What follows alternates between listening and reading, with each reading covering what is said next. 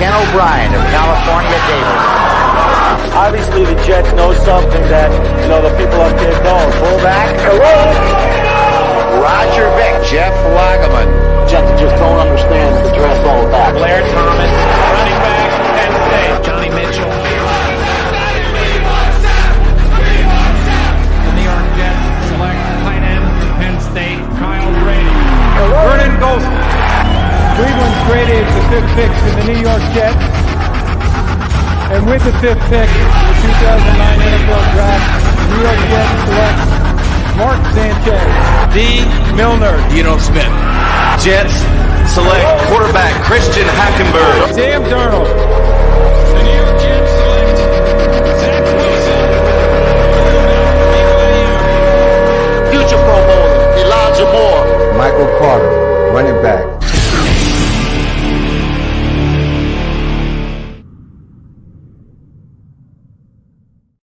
And we're here. All right, everybody. What's happening?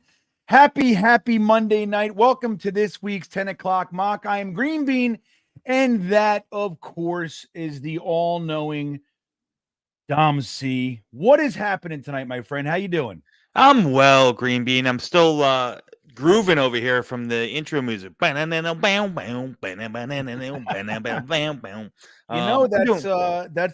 my old band. Is it? Yeah. I didn't know Vinny, did you know Vinny Dioria? The Remember name Vinny? sounds familiar. He married Lori Cott. You remember Vinny? Yes. Yeah. That's his song. Like he wrote that. But yeah, it's my old band, dude. Fucking good shit, right? That's excellent, man. Excellent. Glad to be here. Glad to be doing a mock. The only mock on YouTube run and generated by you, the fans. That's right. This is an idea we had many moons ago when GreenBean didn't have a job. And that's why I started at 10 p.m. It's a little, I see Rivka. Hello, Rivka's here. She says, hi, hello, saying hi, but she's not hanging out. 10 o'clock's too late. 10 o'clock's too late for a lot of us. Yeah, me included, Rivka. Me included. Yeah. But here we are nonetheless. It's now somewhat of a tradition. And truly, even though it is late, it's quite literally among my favorite things to do all week. Every time I get up from my nap and I'm like, oh God, and I drink this fucking high, this nitro level coffee, and I wake up about halfway through. I go, ooh, okay, but I'm all grumpy. I'm like, I can't believe I do a 10 o'clock show, and then I'm like, as soon as we get here, I'm like, all right, and I'm in danger of keeping it going till 3 a.m. So I got to be careful. Yes, that's what I'm talking about. But tonight, Dom, we have an interesting dynamic. Look, last week we came into the mock. We named it the free agency show, and there was nothing. We had nothing at the start of the show. And then during the show, we saw the Jets sign Jonathan Simpson. We saw them sign Tyrod Taylor. And then Javon Kinlaw right in the middle of one of our polls. We had defensive tackles up there. Then we signed one, and we had to redo the poll. So it was really cool. I guess the potential is there tonight to hear some Jets news because it happened last week to us. Now, we don't know, but no matter how you slice it, we had some moves. We had quite the week. What a difference a week makes, really.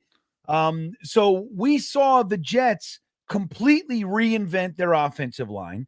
We saw a number of Jets players brought back, namely Zerline, Morstead, both back in the fold, kept them for 2 years, which I believe Morstead got a 2 years right as well, right? He did. So both guys, stop messing around with this 1 year shit with guys like that. They're among the most consistent players, if not the most consistent players on the team. Keep them, dude. Just lock them up. And I really applaud that. We saw Kenny Yeboah retained, which I was very happy about. And not for nothing, I want to point out, Kenny Yeboah was among, if not the first guy retained. So there's two reasons for that. One is because it's simple and it's inexpensive and we can get it done. But it also means that he was on the market and they didn't want to lose him for the type of contract that he was going to get. He showed enough last year and they wanted to bring him back and make sure he's back. And I was happy to see that. We saw Solomon Thomas brought back, and it's interesting. I had really hoped Quentin Jefferson was going to be retained. He is not. He signed elsewhere, I believe, with the Browns. Mm-hmm. But if you asked me, before it all started, if only one of those of our three defensive, Al Woods, Solly, and Quentin Jefferson were going to be retained, I would have absolutely unequivocally said, "Oh, if only one, Solomon Thomas is coming back," because he's a solid guy. He had a very, very strong season. Matter of fact, I think last year was better than his first season with us. Oh yeah, for sure. We saw the same thing with Sheldon Rankins as well. It takes a minute in a new system, and we get these guys in, we kind of have them for a minute, they do well, and then we watch them go. Like, I like keeping a guy a lower, with all due respect, but a lower echelon guy like a Solomon Thomas, very solid for us. Keeping those guys around, man. You need those rotational pieces, and they're now flowing in the system. So keeping the band together is something the Jets have been unable to do for a long time, and we're finally seeing that, particularly on defense. And it's one of the reasons why it's so good. We saw it with the Buffalo Bills for years, and I was envious. Like, how do they have guys for 5 years, man? What is, we're 2, and we're lucky over here. So I was happy to see him. Who else did we retain? Did we retain anybody else? Who else? Jake Hansen. Offensive line. Yeah, is it Jake? Is it Jake Hansen? It is. I keep calling him Phil Hansen, and I'm not sure why. Who the fuck is Phil Hansen? I don't know. Who is this? I was thinking Mike Hansen, but I think that's a guy I work with. Is Phil Hansen? No, 1968 football. Who's Phil Hansen, everybody? Anybody know? What is wrong with me? Is he someone that's normally in the chat? I don't know. I know Phil Adams. We got Phil. There's Phil right here, as a matter of fact. What do you mean bad for Clowney? What happened with that? Oh, I think they're saying the Chase Young signing contract is going to be bad for Clowney. Yeah, but I think they're in different stages of their careers, honestly. That could be something. So if a young buck like Chase Young is only getting a 1 year kind of $15 million, what is Jadeveon Clowney really going to be able to command? You know what I mean? Yeah. So anyway, I put a poll out there. See if you guys like free agency so far. I'll give you the rules real quick, and then just quickly, Dom, I wanted to see, are you happy with free agency? I'll get your thoughts on that, and then we'll dive into the mock. But what was I going to say? Free agency. So am I happy? I think that unequivocally our offensive line is better than where we were 10 days ago. I think that goes without saying. Is it perfect? It is not perfect. You still got question marks. We talked about this earlier, on the Talking Jets show with me and Ryan, and I said the big question mark is really the health AVT. Is he going to be ready? Is he going to be 100%? And even if he's at 100%, is he going to be back up to the level where he was? And I don't know if that's necessarily going to be the case. So he's the big question mark. Then you have, Tyron Smith, who, on the field is elite, but he just hasn't been able to stay on the field. Morgan Moses. Love bringing Morgan Moses back. It kind of flew under the radar. No buzz whatsoever about anything like that happening prior to it happening, but a great deal. Again, he's dealing with his own little, shoulder thing. Yeah. So are we better on the offensive line? Yes. It was rebuilt. The question is, was it rebuilt with in true brick and mortar fashion, or was it put together with, matchsticks and bubblegum? That's still yet to be determined. And why, and that's the main reason why I'm still all about, team offensive line early. Yeah, the Morgan Moses thing is interesting because I love it. Mm-hmm. But there's a shoulder in there. So, look, as excited, and I'm looking at the poll, just a brief glance, it's in the 90 percentile that people are happy with it. But when you look at it objectively, like I had another fan bust my balls earlier, that was today. Said, oh yeah, building it out of injury guys, huh? You're doing it that way, I see. And you look at Morgan Moses, they let him go because he's contemplating shoulder surgery. He was nagging him all year. You bring in Tyron Smith, who hasn't finished a season in 9 years. Yep. And is old, 34 years old. We're looking at Mike Williams. We got AVT. Yeah. You got Aaron Rodgers, 40 years old, coming back from an Achilles. Yeah, this is an interesting experiment, everybody. So I can't say I'm not happy with it. I am. I'm delighted, with what's out there and what's going on. I think it's a very, very good job by Joe Douglas. I have to admit, bringing on Kinlaw and Leaky Fatu for the defensive line. We all, $7 million. Like, Kinlaw was a guy that I wanted. I put him in my free agency mock prediction kind of thing. Yeah. And, but I didn't think something like $7 million. Oof. But then we learned, no, it's 7.2 over 2 years. So all the beat guys that told us they were all wrong. And it's like, it's 2.8 million. It's like, that's significantly less worthy of my ire and emotional output than $7 million. Yeah. So, 7.2 over 2 years is fantastic. And I think betting on a young player as opposed to bringing a Quentin Jefferson back with his kind of first round pedigree and the last year being really a solid year for him, I think it's a good bet, especially with our rotational system here. I think it's a good move. Yeah, and we forgot we didn't mention Chuck Clark either. 1 year, $2 million back in the gang. So that should be interesting. I mean, everyone was kind of looking forward to him, and I think he's going to bring a little bit more stability at the position. He's going to offer a little bit more flexibility than what Jordan Whitehead did. It won't take much to be a better tackler. Have a lower missed tackle percentage than Jordan Whitehead, but it gives you a little bit more flexibility. He can. I plan on seeing a lot more big nickel or see Chuck Clark in that that rover, that sub linebacker kind of role in certain fits and whatnot. I think he's going to do great. I would love to see Ashton Davis come back, or if not Ashton Davis, an upgrade at the safety position. I was really hoping on hope. My guy, low key, I wanted to bring in Cam Curl. I thought he would have been a perfect fit for this defense. Cover 4, perfect. He's got enough flexibility, even though he's more strong safety than free safety. He can still play, a split safety role, cover half the field, so on and so forth.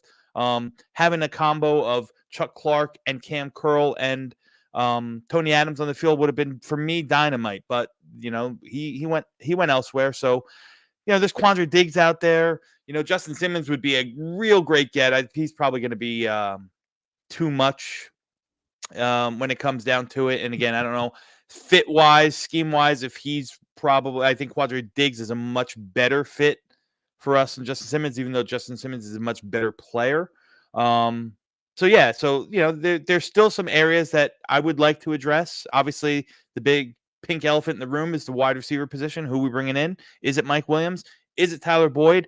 Is it a combination of OBJ and DJ Chark, or OBJ and Hunter Renfrow, or Josh Reynolds, or whatever scraps are left in the wide receiver room? But you gotta, you still have a lot of work to do.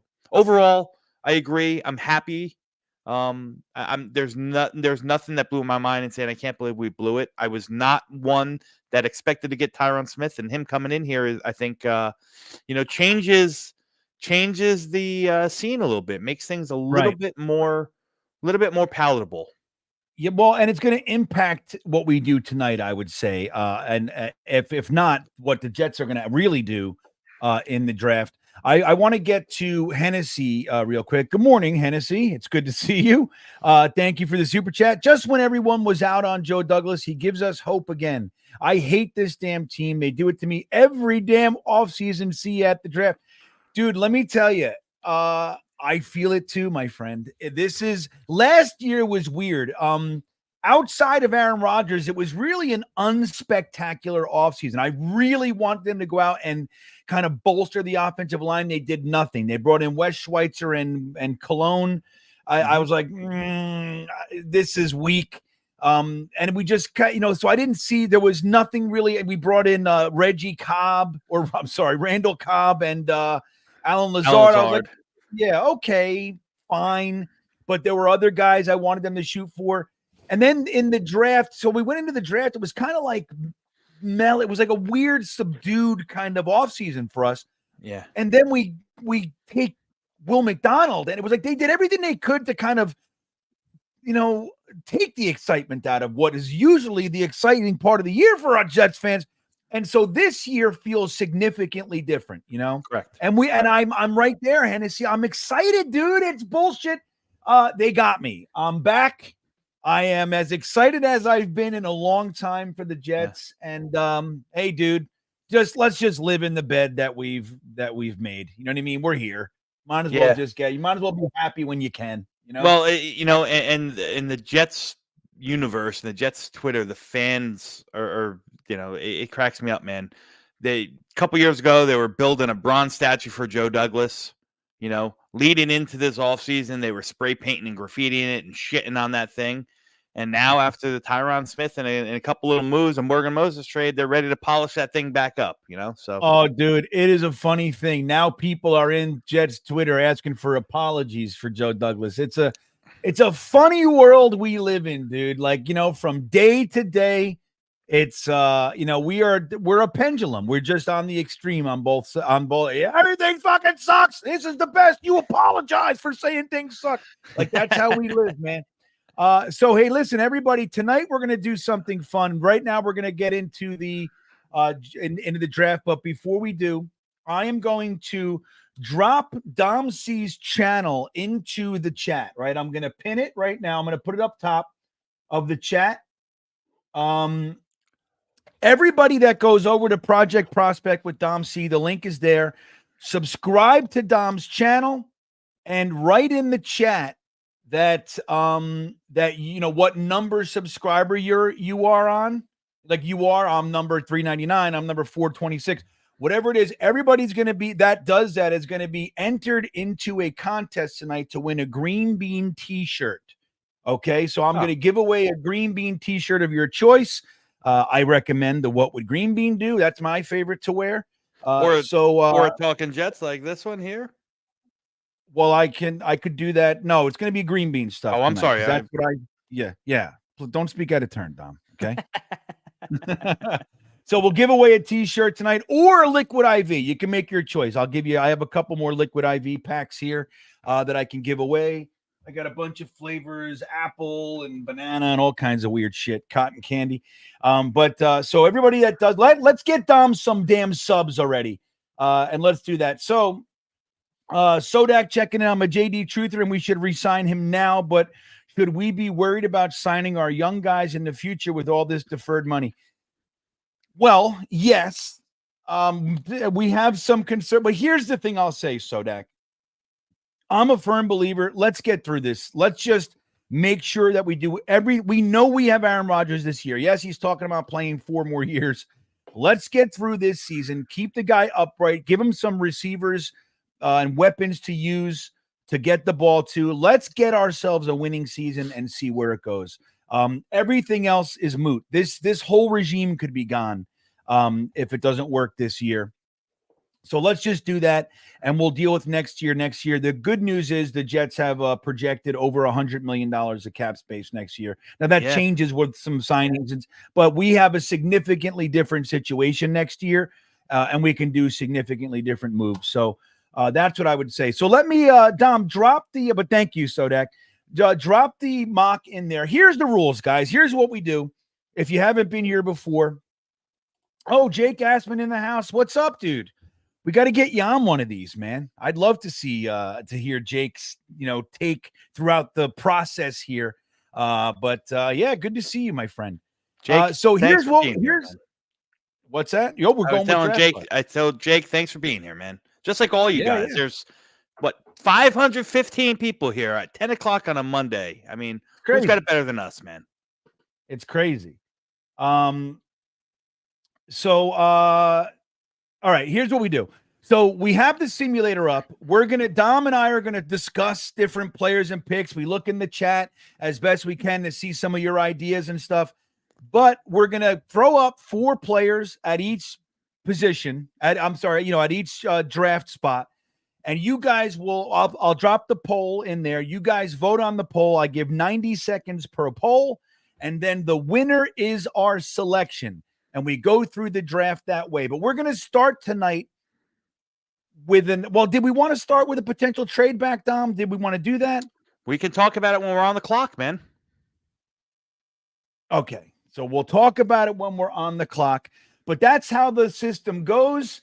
Dom's going to go ahead and take it for a minute. I'm going to collect the people that are signing up and subscribing to the Project Prospect with Dom C channel. So I'm going to collect. Yeah, of course. That's these guys love you. They just don't remember all the time to go over and give you a sub as well. So that's what it is. But yeah, all right, you guys are the best. Dom, take us through, buddy. Yeah, so we're going to switch it up, and just for shits and giggles, we're going to use the Draft Buzz simulator here. As you see, we got 7 rounds. We have it set in kind of in the middle. Not exactly sure what the random is here. I'm not familiar with this this simulator model, so I'm assuming 1 is the least random, and that's what I picked. The trades are on. It gives us a trade value chart. We're going to just go with good old Jimmy Johnson board, and the Jets are picked. So we're going to go ahead and enter this draft. And where's our picks? Did I have this up right? You got to go. Yeah. Well, let me see. Start draft. Oh, where's our picks? Yeah, normally you didn't pick Jets. Yeah, go back and make sure you select the Jets. All right, let's reset. That happened to us the first time I used this one. Just make sure you click it. There Jets it is. are picked. That's that. The Jets are picked. Select all teams. No. Close this little mini window here. Enter draft. And there we go. Okay. We figured it out. We did it. We caught it. So it has our full bevy of picks here. 10, 72, 111, 135, which is now actually 134. Did you hear that, Bean? No, talk about it. What San happened Francisco was penalized. Oh, right. Yeah, for I guess an error in their accounting. And part of their penalty is their 4th round pick in this draft moves all the way to the bottom. So we moved up 1 spot. We actually got 134. We didn't make this change. We're not going to make that change for tonight. I love it. One more spot, one less guy off the board. I'm in. And then our 6th rounder, 185, and the 2 last picks of the draft, Mr. Irrelevant and Mrs. Irrelevant, if you will. So here we go. We're going to start. We're going to start the draft. Here we go.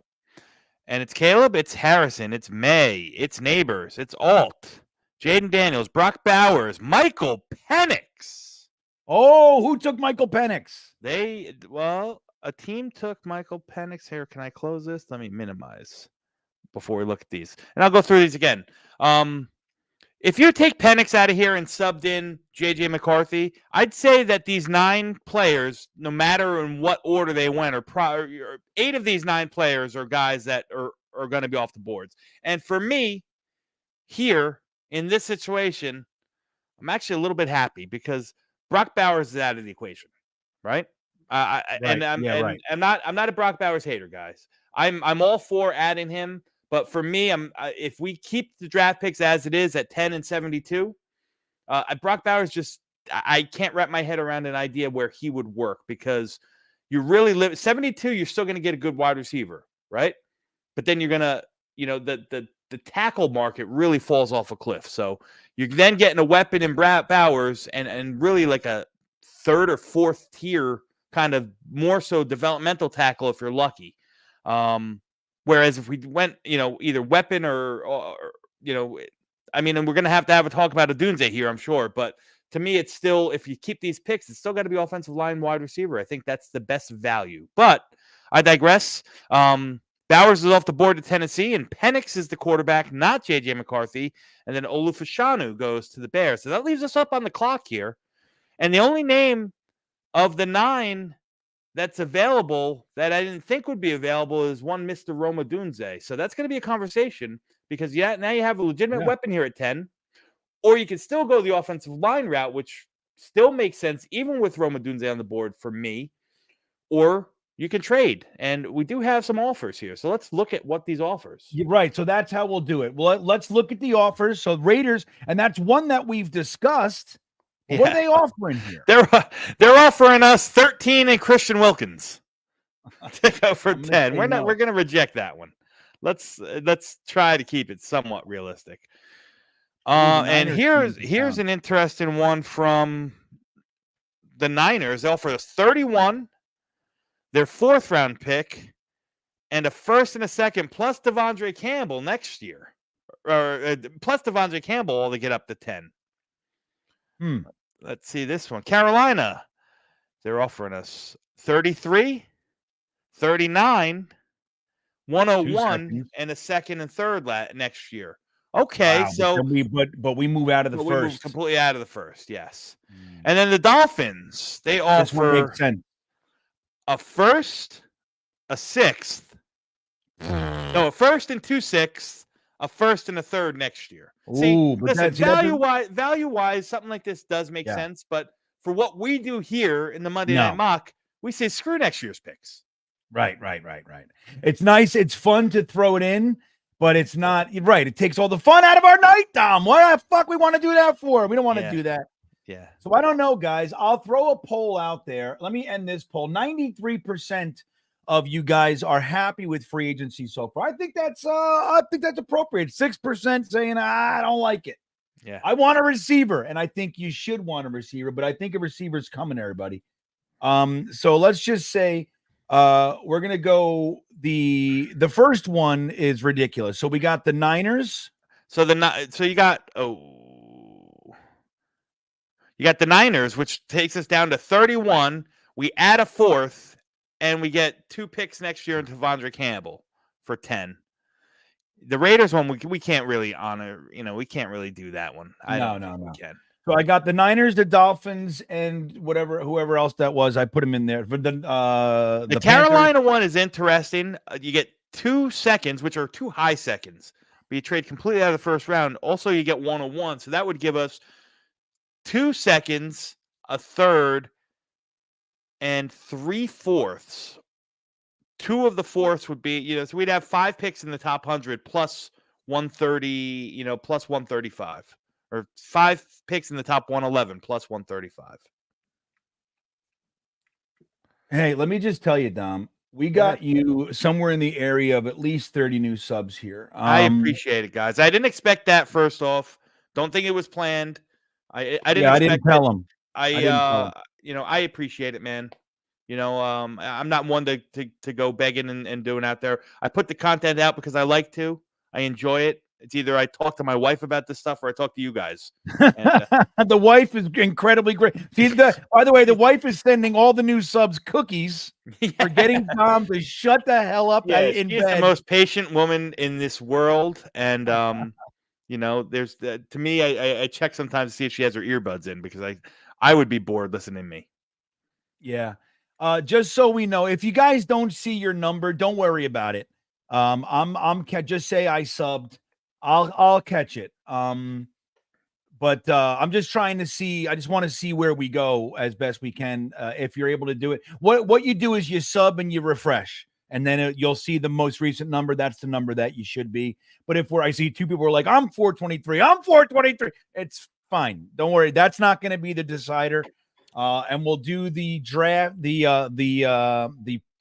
contest at the end of the stream tonight for a free GreenBean t-shirt of your choice. Or you can say, hey, I'd rather have the liquid IV. I don't want to wear your stupid face around town. That's fine too. But anyway, okay. So guys, the poll is up. I'll give it a few more seconds. I'm going to end it. No trade. It is a monster. No trade. No trade gets it. That's fine. All right. So here we are, guys. Let's talk about the players that are on the board. And look, if it's Michael Penix and if a team likes Penix over McCarthy, I can totally see it. I happen to like Penix the best out of the quarterbacks in this class. I just wouldn't take him because of the injury concerns. But I'm sure a team is gonna. You know what I mean? I know somebody's gonna take him. If somebody decides, hey, that's my guy at at in the first round and the top 10, and so be it. You know what I mean? The talent's there.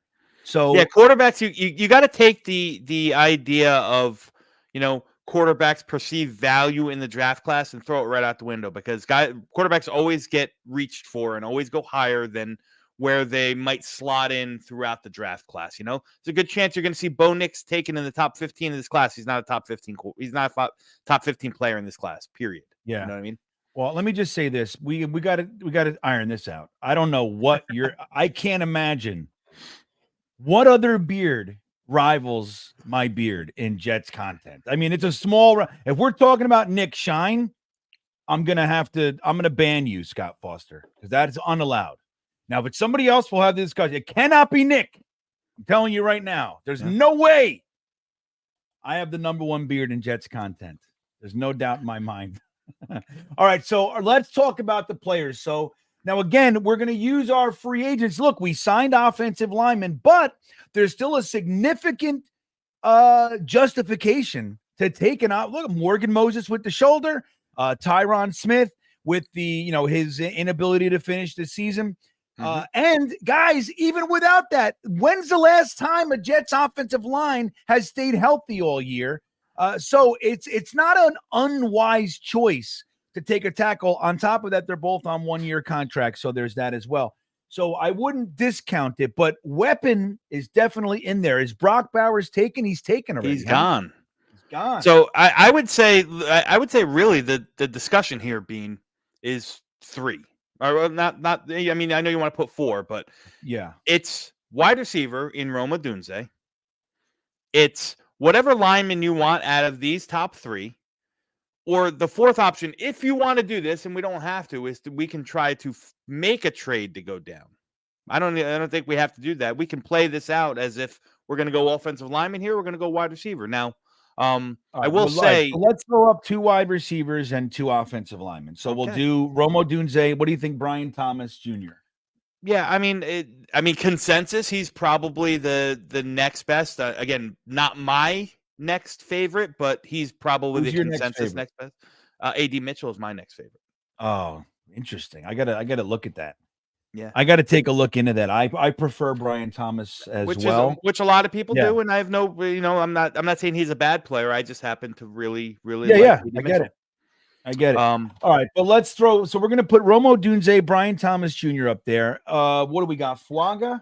You know what? I'd probably say, even I'm a Latham guy, but just for argument, we can put Latham up there. No. What I would suggest is Fontenot's a hot name right now. Again, he offers a little bit of guard tackle flexibility, because I think he's, I think he's very, very similar, a good pro comp to AVT. And if AVT's not healthy, you could pop him in. I know, Connor Rogers, if you follow Connor Rogers, guys, Troy Fontenot's on his top 10 big board. He's he's the second tackle on his board. I'm not that high on him, but I do understand. I do like him. I do like him. I think he's a good player, and I do understand how he could help a situation like we are. Tyron Smith goes down for 3 games, you can pop him in. AVT's not ready in the beginning of the season, you can pop him in. So Fontenot makes sense for the Jets. I think Fuaga makes sense for the Jets also, because he's the same situation. He can play inside as well very easily. So can Latham. But the difference between Fontenot and Fuaga and Latham in that sense is I think Fontenot can transition to the left a lot easier year 1 right away than Fuaga or Latham can. All right, makes sense. So the poll is up, guys. You got a minute and 20 seconds left. Get your votes in. In the meantime, we'll talk to Yoitz. What's up, Yoitz? Hey, good to see it's you. Stream. Yeah, I know. I prefer Yoitz. Just better for me. But thank you for being a Stream Beaner member for the last 9 months. This is your complimentary super chat. So he says, just sub to Dom C. Awesome. Thank you. Sometimes it's so hard being a Jets fan. Hope all the emotional pain and tears over the years pay off this coming season. Let's effing go. Yeah, dude. Me too, man. It is hard. And look, for us older folks, and then there are even older than me, we got to get something out of this. Right, man? Fucking, I'm in this piece for 42 years this year. Ooh. 42 straight years, Dom. I watched 99% of the games. Yeah. You know, and 99% of them were but 85 of those have been miserable.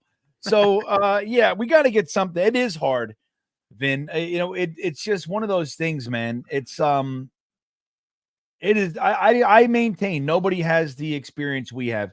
Even going to the Aaron Rodgers for VP shit. It's like, come on, who in the world? Why? That's what it's. Nobody deals with it like we do.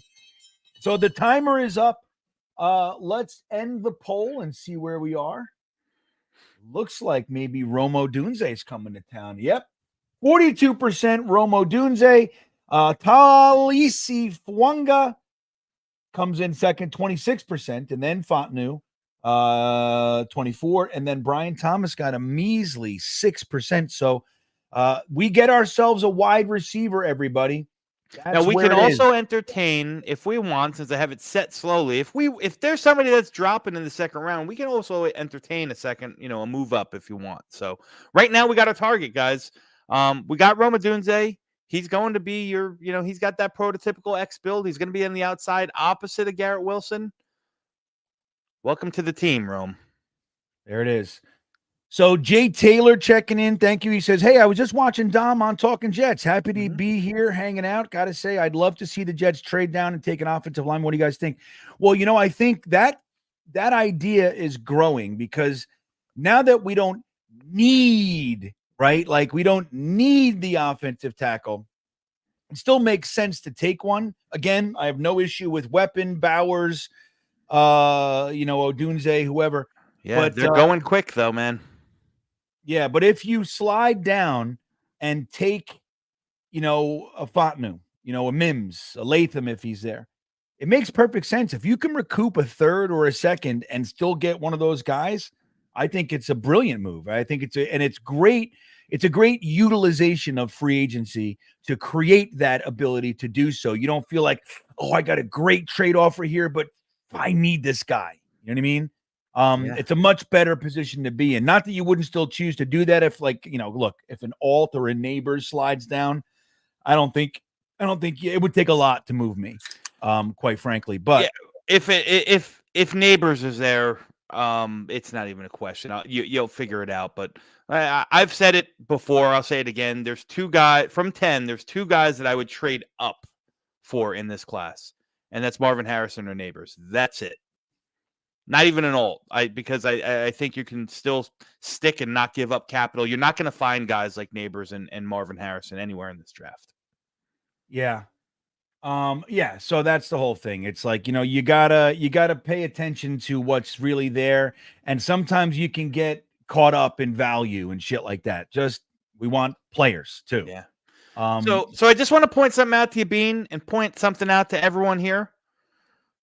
If you bastards chose the offensive line like you should have at pick 10, there's tons of good wide receivers still here. Let's talk about this for a second. This is the justification. Like we get into these discussions, whether it's in a comment session or section, a chat or Jets Twitter. It makes perfect sense to want an elite weapon up top, but the drop off from the ability to have an impact this year at tackle and wide receiver are significantly different if we stay and only have a third. The wide receivers that are going to be there, many of them can come right in and play a nice role for you on offense. The tackles you're looking at potentially. Let's look at them. Let's take a look. So you got Kira Amagaje from Yale, who nobody really knows about because he played from Yale. Measurables are all there, but you haven't seen him, and he's been hurt, so you haven't seen him really compete against high-level competition. Dominic Puny, who is probably more tapped to be interior, even though he's a tackle in college. Mahogany is an interior guy. Goncalves is nice, but you're probably talking like this. Now you're at like tackle 11 or 12 here. Anywhere, any of these guys, none of these, from Goncalves to Fisher, Javon Foster, Christian Jones, I think is good. Roger Rosengarten, I think is good as well. But, there's nobody that's going to be impact. Probably Maybe Rosengarten or Jones is if you get lucky. I happen to really like Jones. He's high on my board. But I think the difference between the third round tackle is so much lower than what we would have gotten in a third round receiver. You get me? Yeah. You feel me? So that's the thing. So it's very, I mean, this is what we're looking at here, but you can still find an impactful weapon in the third. This year, the tackles, not so much. So anyway, let's take a look at where we are, Dom. We're at 72. Yeah. Let's talk about, we added Romo Dunze. Mm-hmm. So what do we want to do here? We add another wide receiver? Are we looking for an offensive tackle? Can we go defensive tackle now that we have this offensive line? I mean, what are we thinking here? I wouldn't like if we got Rome, and again, we're going to assume that we're going to bring somebody else in. Again, it's assumption, if it's not Mike Williams, it's somebody. So if we're adding Rome, I don't think we're going to go first and third round back-to-back wide receivers. I'd be shocked if we did. I mean, the value is there for it. I would be shocked if we did. So I'd lean towards, it opens up other options. I'd lean towards the offensive line, but you could also check out some defensive players here too. You could talk about possibly getting another edge in here to take some of the, pass rush responsibilities, pass rush specialists that we lost in Bryce Huff. You could talk about the interior line if you want to add another deep body. You could talk about the safety that we talked about. These are all going to be on the table in the market, on the market. And for shits and giggles, because I know everyone's going to ask, I'll look at the quarterback board. And I think you could talk about Rattler or Pratt, realistically. Interesting. Okay. So give me a good list here. Mm-hmm. You put two and I'll put two. How's that? Well, all right. I'll throw Pratt up there. Okay. For the quarterback. There's lots of Jets fans. Michael Pratt, right? Do I have yes. Yeah. Yes. All right. Give me the wide receiver. Did you say wide receiver? I'm sorry. I did not. I said no wide receiver.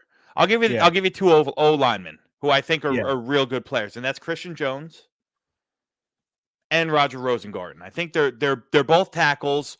Rosengarten's going to have, they both played right tackle in college. Rosengarten was the right tackle for Michael Penix, so he protected his blind side. He's very athletic, has enough chops to cover the left side. Those are the two tackles that I would choose here if we're talking tackles. Now, if you want to talk interior line, let's throw an interior up there. You want to throw an interior also? Yep, I do. All right. I think we still got to be offense. I mean, I'm tempted by a defensive tackle maybe, but I still think, look, we can't throw one pick at offense and then all of a sudden we're right back to our defensive ways, man. We got to be careful. Well, I mean, the choice is really going to come down to you being, because I like both Dominic Puny and Christian Mahogany a lot. They're different. Mahogany is more in the line, and again, not a player comp, but think of the kind of guy that John Simpson is, like a no-nonsense, go road grading kind of big, nasty kind of guy. And Puny's a little bit more agile, offers you a little bit more flexibility. He could bounce outside if you need him to bounce outside for a couple. Then he's got the length. He's more of a technician, but not nearly as filthy and nasty as Mahogany is. So there you go. Yeah, all right. Well, I chose Mahogany, so it's up there, guys. The poll is out. I'm starting the timer right now. Get your votes in so your voice can be heard. I want to comment. There's a few people saying they don't like this sim, Dom. I don't know what. I love this sim. I don't know what you guys are seeing. This beautiful. Look at this thing. And not for nothing, Dom, show them what we got. Go ahead and open up like a Christian Mahogany. Let's take a look at the profile and see. Look, the guy looks like a nerd, though, man. He does. We can't have a nerd. But he's from Jersey. What are you going to do? He's Fix from our Jersey. Computers? What are you going to fucking be my IT guy, nerd? And here you go, guys. I'll give you all his details. And the good thing, I don't use this sim often, but what I do like is that they give you a whole rundown on this profile, right? You get all his measurables, everything that he tested out with, shows you, his overall rating. Gives you a little bio on him. I love the strengths and weaknesses. Yeah. Agile mover, puts his length to good use. He's not very long, though, so I don't know if I necessarily agree with that statement. Well, go to the weaknesses. It's going to go. He's not watch. It's funny. Yeah. Sometimes they're directly contradictory. Yeah, well, Moves it is. great. The other one goes, doesn't move well. Yeah, so here's his strength. In pass protection, he's a fire hydrant who stays with a wide base and plays with plenty core strength. Weakness, he's shaky in pass protection, which is troublesome. Then you get this graph, and I've realized the spider that graph. this is the only thing that matters. No, I'm kidding. Yeah. No, I but love it, yeah, but then they got Anyway. got down here. They average out on where the main mock drafts are having this guy fall off the board. So Draft Tech, as recent as last week, they have him as a 72 ranked guy on their board. CBS from December, 77th. So you see stuff like that. Yeah. ESPN has him as a 200th. That's crazy. So look at the collection of information that Draft Buzz provides. And when you see like their ratings, they show you like projected round 2 up top. ESPN is saying here, 24/7 Sports is saying here. So it's like this is like a one-stop shop for a lot of information, which is why I think this sim is pretty cool. Hennessy checking in real quick. Carter Warren, stay ready if we go this way. Yeah, well, hey. And you know what? I think that's a fair statement. Now, it is. Carter Warren is a polarizing prospect player. He's not a prospect anymore, but man, people either love him or they hate him. They either got faith that he's going to develop into something good, or they're ready to kick him to the curb. Man, I've never seen a fan base so split on what somebody's going to be. Yeah. What do we got here? All right, we got it looks like Mahogany. We took another lineman, so there you go, and that makes sense to me. So we added a wide receiver. You added some offensive line depth here, high-level offensive line depth, in my opinion, for the interior. So yeah, I think this makes sense. I think that's a good pick. Christian Mahogany. He's going to be in. Listen, is he your replacement, your heir apparent replacement for John Simpson after a year or two? Possibly. Could he play right away if AVT's not healthy? Absolutely. So I'm not upset with it. I still would have leaned tackle, but that's just me. And look, there's still good wide receivers on the board. There's still good wide receivers on the board. Malik Washington, Brandon Rice, Malik Washington, Jamari Thrash. It's crazy. Yeah. Evan Wallman doesn't like the draft. Well, that's it. Look, again, this is the thing, Evan. That's what this is all about. Hey, we got some trade offers, though. It's exploring what's before us, And look, not for nothing, like you see, sometimes you think, oh, we got to go this way. We got to go this way. Well, okay, we go that way. What does it do to the rest of the draft? It's nice to see this stuff when you create your own expectations. You don't really always think about what taking one player over another does to the rest of your draft. And you have to think about that stuff as a good GM, which is what we're making. 675 quality general managers. That's what we have in here right now. That's right. So we got some trade offers, Dom. We do. So well, we're gonna tell Atlanta to kick rocks. They want to give us Scotty Miller, the Great White Hope.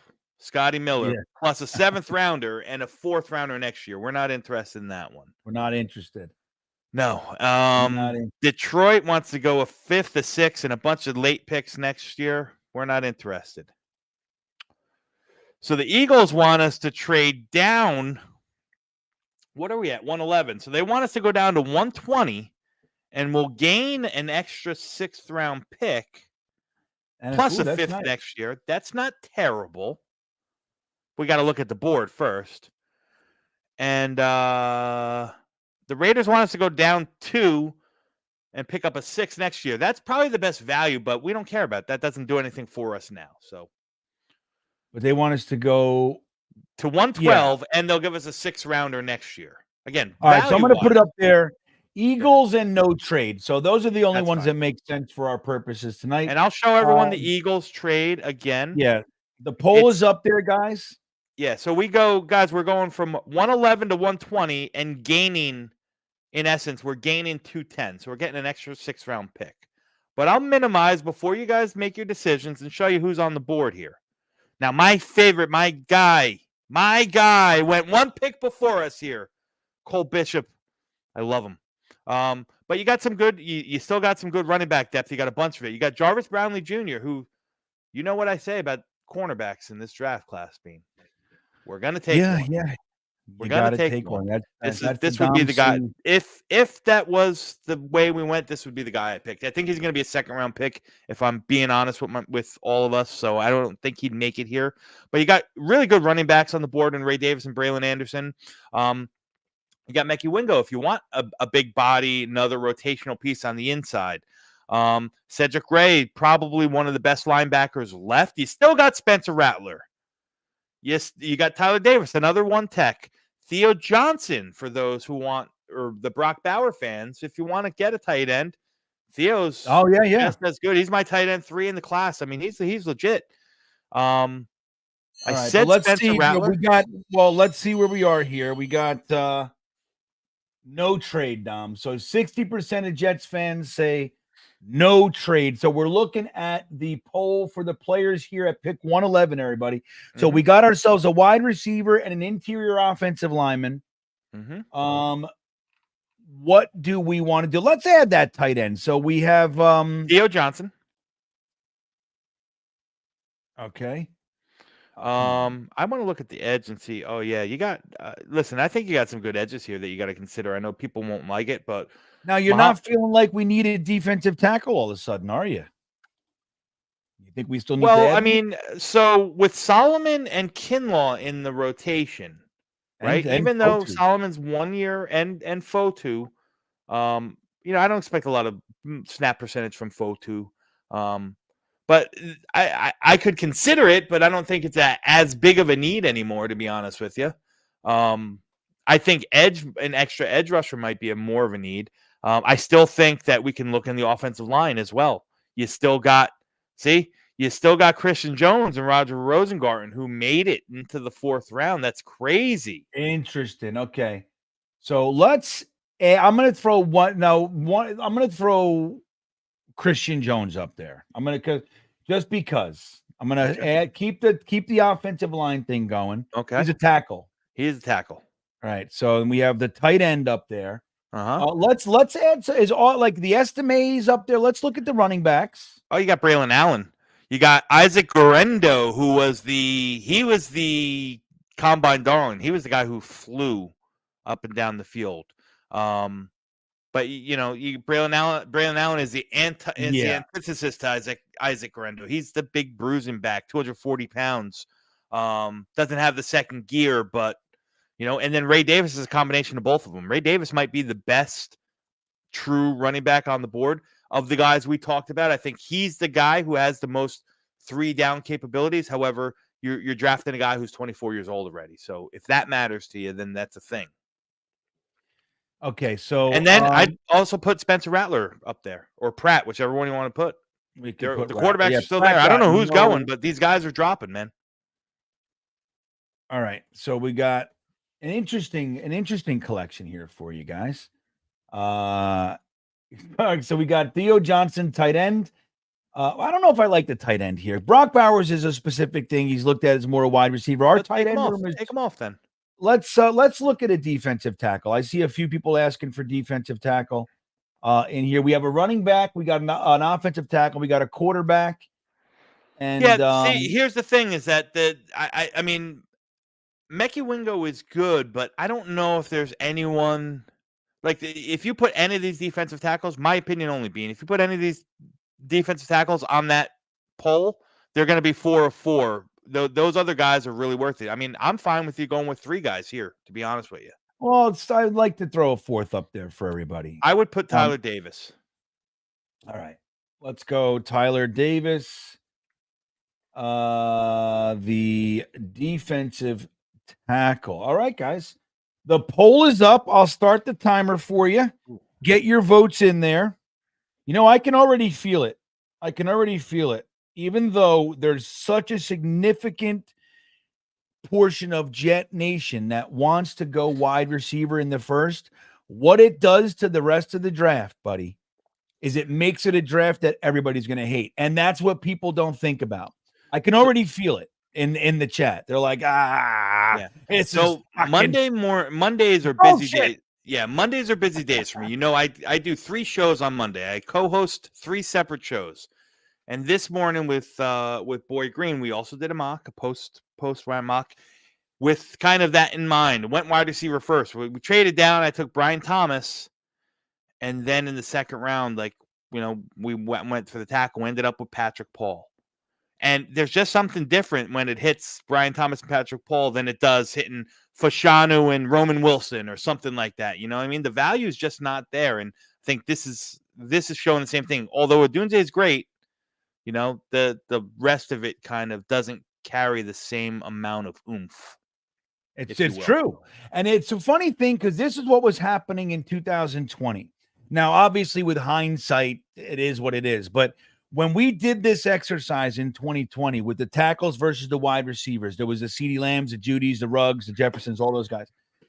When you went tackle and you looked at our second round and everything, like, there were so many wide receivers there. When you went wide receiver and still needed a tackle in the second round, it was hot garbage. You know what I mean? It was like it fell off of a cliff. So I still think tackle was the right position in 2020, especially Jerry Jeudy, Henry Rugg. Look at these guys. Yeah. But Becton, it just didn't work for us. But the pick was sound. The choice just should have taken worse, buddy. But you know, hindsight again. So okay, look at this group of people we have in here. Christian Jones, they want more offense, Tom. Listen, and we want line. Christian Jones is a great player. You know, he's a little bit older. He's seasoned. He's going to be 24 when the season starts, but he's got the most starts of the most snaps played in college of any of these players. Being, when I tell you, in Mobile at the Senior Bowl, he was one of the best linemen, hands down. Hands down. He didn't lose a one-on-one rep, man. So I'm happy with that. Yeah, in the 4th round, not a bad selection, everybody. Jay Taylor checking. He's off topic, but how do you guys feel about potentially bringing in Clowney? And how much do you think we'd cost? He's hearing conflicting reports. Well, really, what do you, Dom? You know, you in favor of bringing in Jadeveon Clowney? I'm fine. Listen, I think, like I said, I think you need another rotational defensive end piece for sure. And if that's Clowney, listen, Clowney had a great year last year. You know, he's not going to give you the bend and twitchiness kind of the bend and twitchiness that you got in Huff. But I mean, he's going to be serviceable. Listen, the guy's a clout chaser in that sense, right? He's a team hopper. It's going to take probably, you know, he's going to put himself in a situation that has a good team that has a chance to do something. And he's going to be a part of something like that. So I'm absolutely fine with Clowney. I don't want to pay him Chase Young money, you know, but I think the Jets are going to kind of set it around $7.5, $8 million for him. And if you could bring him in for that, if you could bring him in south of 10 million, I mean, it's a home run. Yeah. Now I want to show you guys something real quick, just to break our hearts real quick. I want to just do this real fast. Go ahead. I want to show everybody something here. It's gut wrenching. Isn't it? What is it? He's gonna wear the number 0. So he takes away the 47. Not only does he leave the Jets, but he kind of says, I didn't even like that number you gave me. I hated it the whole time. That's what I see. So Bryce Huff right here wearing the Eagles. Look at him. He's got his Eagles jersey and it's a 0 jersey. Doesn't that piss you off, Tom? Yes. Bryce Huff is a non-issue for me at this point. Like, I can't get myself worked up about it. He's not a Jet anymore. So I hope he enjoys Philadelphia. I hope he has a successful career, but I hope he does it, you know, with 3.5 sacks a year. That's what I hope. I hope I love Bryce Huff. As soon as I see it, this is all it takes for me to go, I hope he fucking fails. Like it's that quick for me, man. Again, not as a man, not as his family. I don't, but in the NFL bubble, I hate him. I hate that picture.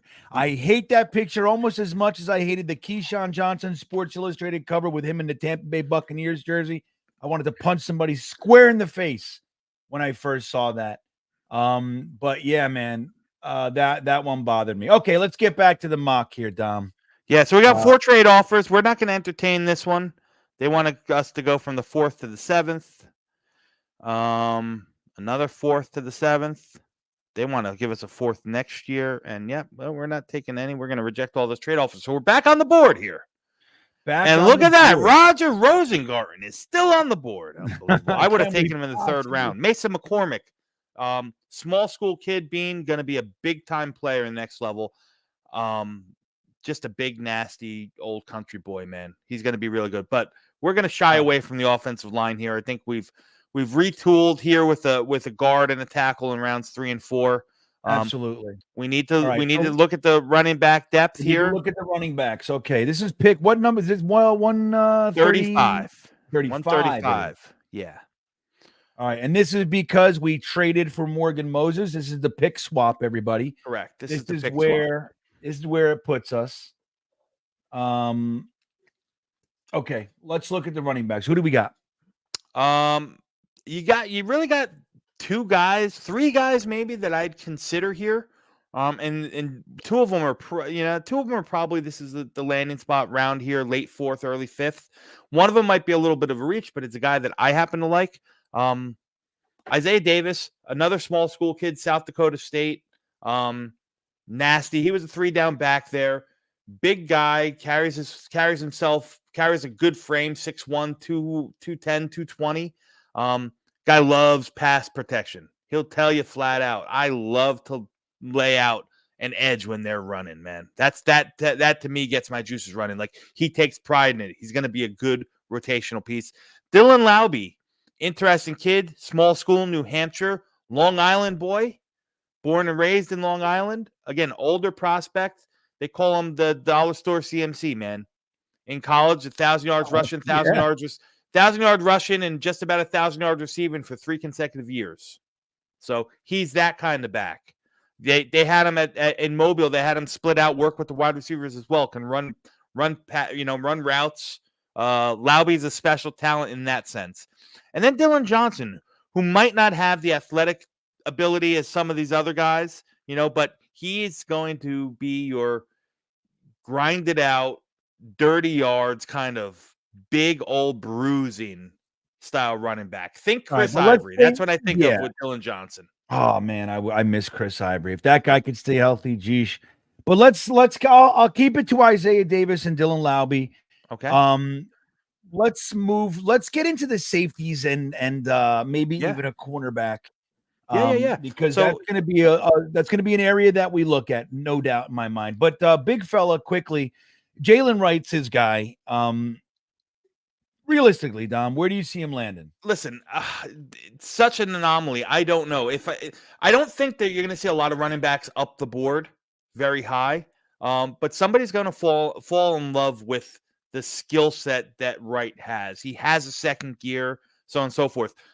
If I had to guess, I'd probably say, you're talking in this area, maybe, somewhere to middle to late 3rd to middle to late 4th is probably where he's going to land. And that's not a knock on Jalen Wright. I just don't see a lot of these running backs going high off the board. You could go 2 full rounds without a running back. It wouldn't surprise me whatsoever. Or maybe 1 running back in the first 2 rounds combined. Yeah. Now, let me say, there was a few comments in the chat. It's hard for Dom. He's running the sim. It's hard. It's hard for me too to actually listen to Dom, look at the sim, run the polls, and it's difficult. This is a tough one for the chat. It is. But I want to tell you. So they were saying, why doesn't Dom ever log in? Because we want to at him. Because when he on this particular show, he's an administrator, right? So for whatever reason, all administrators carry my name. So it's stupid. So if you want to, I don't know what the fuck that is. Like, why can't he be here? But the platform, it's just anybody that I set up as an administrator so they can control things. It comes up as GreenBean. So if Dom chats, I just chatted in there, and it's really me, but it comes up as GreenBean. I don't know. But it's really, so if you want to at Dom, just at GreenBean, and we'll try to keep an eye on it. I apologize. This is a more entailed stream. It's hard. Admittedly, it's a little bit more difficult to manage all the aspects of it. But yeah, we do our best. So, but I appreciate you guys wanting to talk and bust Dom's balls. But all right, so where are we now? We got You said Isaiah Davis, you got Dylan you got the Lowry. two running backs, right? Yeah, You want to look at talk some about safeties. some of the safeties? Yep. I think Bo Brady is, a good player. He's got a little bit of versatility, probably more of your strong safety build. Big hitter. He's got a little bit of range, not as much. Then you got guys like Jalen Simpson. You got guys like Tyke Smith, who Tyke Smith's probably going to play a slot in the next level. Think of him like, oh my God, who was the safety that we loved last draft? He went to Detroit in the second round. I can't think of his name, but think of like Chauncey Gardner-Johnson. Can play the slot, can play a little safety. That's more Tyke Smith. Sione Vaki's an interesting guy. Bean, he's a guy that I fully expect one way or another to be a New York Jet. Jeff Ulbrich just waxed poetic about him, and down at the Senior Bowl, they don't talk about specific guys too much, but he made a point on different occasions to talk about Sione Vaki and his versatility and the way he comes to play. Katano Ladapo is another one of my guys in this class. Big safety, bruising hitter. I love the way he attacks downhill. All right, well, give me two guys. So I'll throw Vaki up there. And Bo Brady. Bo Brady? Yeah. Okay. Now let me say, all right, so let me say that. All right, so the poll is up there, 90 seconds, but I see a couple of comments I've caught tonight about Bryce Hall. Now, so Bryce Hall, the Jets lost Bryce Hall to the Tampa Bay Buccaneers, and as we did Jordan Whitehead. So the idea is, holy shit, we need to sign a cornerback. Don't forget, before free agency really started, the Jets signed Isaiah Oliver. Now, he's more of an inside cornerback, but we still have Brandon Echols as well. So the Jets clearly preferred Brandon Echols over Bryce Hall. Now, I didn't, but they did. And so Bryce Hall was routinely on the 53, but not on the active roster. So they didn't expose him. So he was, important to that degree. And we saw when he came in, he played very, very well for us this year. But we did sign a cornerback, and Echols is still here. So I wouldn't call it urgent. Now, drafting a cornerback, does it make sense? I would say yes at this point, losing Bryce Hall, but like a developmental guy. But we also had, even though Converse is looked at as more of a safety, he's a cornerback as well. So we have guys. I mean, Craig James, did he leave? I think he's a free agent. I don't know if he signed anywhere yet. We have what's his face? Tay. Oh my God. I don't even know. Yeah, I'm frying out. So don't forget about Isaiah Oliver, though. We did sign a cornerback, special teams, more slots, I think, but yeah, it's not like we didn't pay any attention to the position. So. All right, how much time? Oh, there it is. The timer. It's also 11:11. Everybody, make your wish. Only 2 times a day. The clock says 4 the same number. So make a wish. I wish that more and more people subscribe to Project Prospect with Dom C. That's what I wish. Man. What a guy. Wish. Indeed. Looks like Sione Vaki's up top here, Dom. Is it really? That's interesting. Oh, I spelt it wrong. Sorry about that. 38% for Sione Vaki, bringing in a nice safety of the Ulbrich Love Fest here. So Bo Brady came in second, 24%. Isaiah Davis and Dylan Lowry, 21 and 50% respectively. Dude, I gotta say, I'm surprised we don't have our running back yet. I really am. But I totally support the idea of a safety here. Yeah, listen, I support the safety as well. I'm not going to lie. I'm surprised that the chat went with Vaki. But he's one of the guys at major college football that played both sides of the ball. He's only been playing safety for a year, and last year or 2 years ago, he played running back and wide receiver and safety. He's that kind of athlete. So, Sione Vaki, welcome to the Jets, my friend. And we got a while to pick yet. We go until 1:35. So, Bean, while this goes, what's your overall view? What do you think so far of the first 4 picks here in Odunze, Well, yeah, Mahogany, Jones, not and to Bach. tip my hand on my Okay. own feelings all the way just yet, but I would say I'm in the middle right now. I want to see what the back end looks like because I am a fan of 4 through 7. I really am. Like I think that's where a lot of the work on building a team gets done. And I like it. That's why I spend a lot of time looking at those guys. You know, they're really 3 through 7. I like that batch of players. So I value it. But I gotta say, I'm not unhappy. I'm not. But I just, maybe this is more of a lunch pail-y kind of a draft Yeah. as opposed to a bells and whistles excite. Like last week's draft was, we knocked it out of the park. Yeah. I Everybody agree. was like, oh, A+, B+, A-. It was like, this one, I don't think we're going to hear quite as much of that. And I have a similar feel going on right now. I like every single player, though. So that's where it gets interesting. Would I be upset if the Jets finally did a draft like this? No. I'd be very happy, but as far as we're better than the Jets at drafting. So, that's not a joke. I believe that we as a collective have easily done a better job than and all the players we like are there. They just choose not to go with them. We know better. I think they get lost in the sauce sometimes. But yeah, anyway, so I'm not unhappy, but yeah. We'll see how the rest of the draft goes. All right, so are we on the clock? 185, everybody. And listen, it's dealer's choice here. I mean, we can really talk about. I don't know if we have to really focus in on a position. I know you talked about the running backs. The running backs kind of get thin here. You're not going to have a guy that's going to really see the field too much. I mean, with Bryce Hall, they're probably not the case anyway. So you look for the best complement to Bryce Hall. I happen to be a fan of Jace McClellan. I know a lot of people don't. I think he can be a serviceable back. I know people really love Frank Gore and the bloodlines in Frank Gore. I know. I don't like him. I'm going to shoot real straight.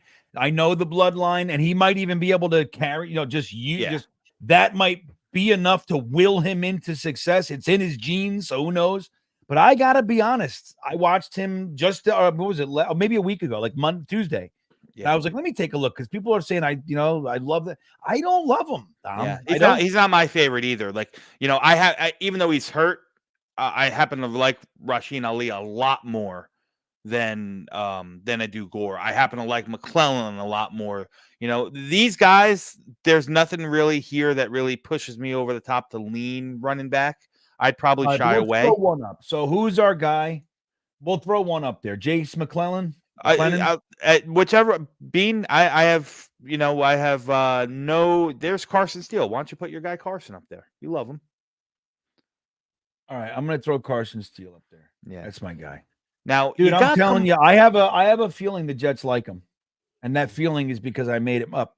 But I want the Jets to like him. Everybody's got to send that into the universe. If you haven't watched Carson Steele yet, watch Carson Steele and just come back and tell me whether or not you're like, dude, in the late rounds, that guy's a fucking home run. Yeah. You don't agree? Tell me. I can't find it. I can't find it. I mean, now top of the draft, are you going to bet for your bell cow? Maybe not, but complimentary in our running back room. Oh my God, I might be in love with him actually. Yeah, I got to be careful. So if you're looking at some of the other positions here, I mean, the name that really sticks out to me here is right at the top, Kamal Hadden, cornerback out of Tennessee. He's long, he's physical. He's got a nose for the ball. Like, he's got a little bit, he carries a little bit baggage with him. If I'm not mistaken, he was either suspended before he got to school or academically ineligible. I forget exactly which one it was. So there's a little bit of baggage. He can get a little handsy, like a little grabby, if you will, but that's just because he's so, he's physical. But, when you talk about our defense and, kind of those prototypical fits, like, he checks off all the boxes in the ferocity that he plays with, the length that he has. He can, he's going to stay outside. If we decided not to move on with DJ Reed for whatever reason, Kamal Hadden maybe not can step in right away, but he can play a role early in his career. I happen to like the kid. He's my 14th ranked corner in the draft for what that's worth. And at this point in the 6th round, I think he would be a steal. So I'd look him. You want to look at the defensive. I'll throw Kamal Hadden up there. Mm-hmm. We'll look at some defensive tackles too. We haven't really looked there. You got Gabe Hall still here. He probably won't be here in real life at this stage. But he's there now, so I'm going to throw him now. So you got to consider him. Yeah. And I'll look at the quarterbacks as everyone's talking about him. And I wouldn't take any of these quarterbacks. I would just wait until Mr. Irrelevant and take Keaton Slovis. You don't stop it. You don't like Sam Hartman around here? No, I don't think Sam Hartman's going to get drafted. I don't. I'd be willing, if you were a betting man, which I know you're not, I'd be willing to bet you a Snapple that he goes undrafted. Does Snapple still exist? I guess, right? It should. Only in New Jersey, maybe. Yeah. I haven't seen a Snapple in, I don't even know. It was the king of the roost at one point. Right? You got some good linebackers here. You got some good linebackers here as well. JD Bertrand, I think, would be a phenomenal pick. I mean, that guy, he's a player. He's Notre Dame through and through, like, gritty, tough, blue, green dot guy, can play the mic, can play the strong side backer. I threw him on there. Yeah. He's on there. All right, the poll is up, everybody. I'm going to start the timer. We get 90 seconds, a full 90 seconds. Get your votes in. So far, Carson Steele at 100%. Up. It's starting. Okay, Jay Taylor says, I think the Jets had a running back in free agency. I think so, too. Yeah, me too. But we need two. We need 2 running backs. This would be the first draft that Joe Douglas doesn't take a running back.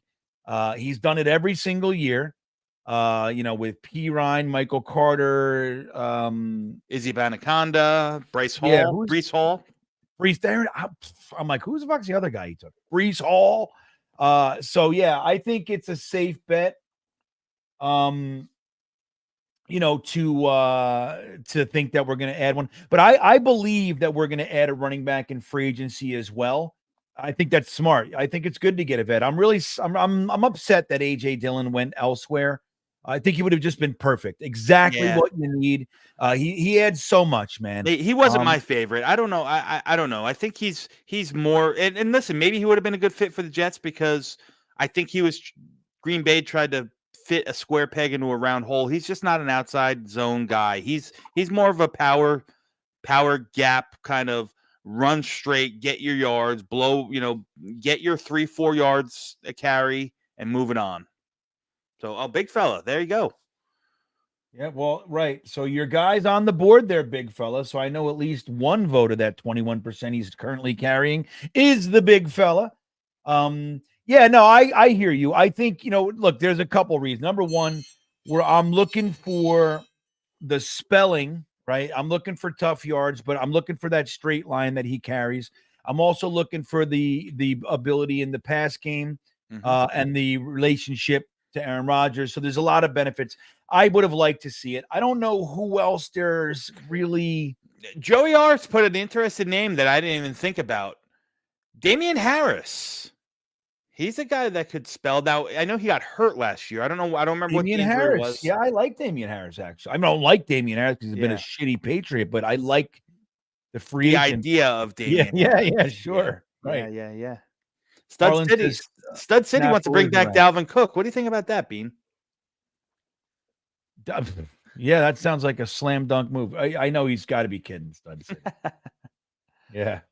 Oh, man. Yeah, I agree, Joey R. He would be a great fit. Let's see. Yeah, okay. Right now, Carson Steele's ahead. Is he really? Yeah, he's ahead. Oh, my God.